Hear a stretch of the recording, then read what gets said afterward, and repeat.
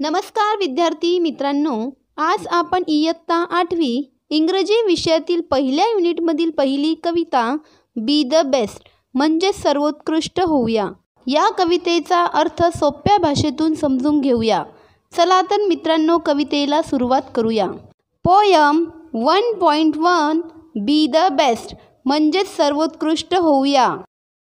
If you can't be a pine on the top of the hill, जर तुम्हाला टेकडीवरील उंच पाईन वृक्ष होता आले नाही, be a scrub in the valley, तर दरीमधील जागा व्यापून घेणारे छोटे झुडूप व्हा.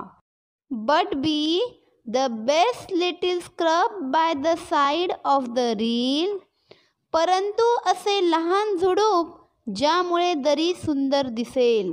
बी a Bush if you can't be a tree, जरी तुम्हाला झाड होता आले नाही तरी छानसे झुडूप व्हा.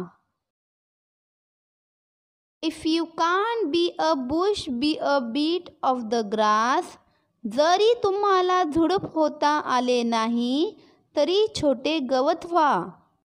And some highway happier make, आणि महामार्गावरील लोकांना आनंदी बनवा.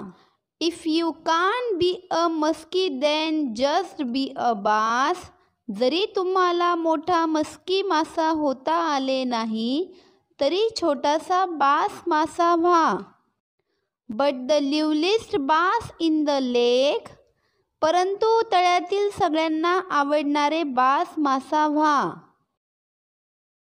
We can't all be captains, we have got to be crew, आपण सगळेच जहाजावरील कॅप्टन होऊ शकत नाही, आपण खलाशी होऊ. There something for all of us here, सगळेच असल्याशिवाय जहाज चालणार नाही. There big work to do and there lesser to do, येथे कोणतेही काम मोठे नाही तसेच कोणतेही काम छोटे नाही. And the task you must do is the near, कारण ज्याच्याजवळ जे काम आले ते काम लवकर होणे महत्त्वाचे आहे. If you can't be a highway then just be a trail, जरी तुम्हाला एखादा महामार्ग होता आले नाही तरी एक छोटीशी वाट व्हा. If you can't be the sun be a star, जरी तुम्हाला सूर्य होता आले नाही तरी एक छोटीशी चांदणी व्हा. It isn't by size that you win or you fail, कारण तुमचा विजय किंवा पराजय तुमच्या आकारावर अवलंबून नाही. Be the best of whatever you are, आपण नेहमीच सर्वोत्कृष्ट होऊया. Douglas Malloch. मित्रांनो, कवी या कवितेतून अत्यंत मोलाचा असा संदेश दिलेला आहे.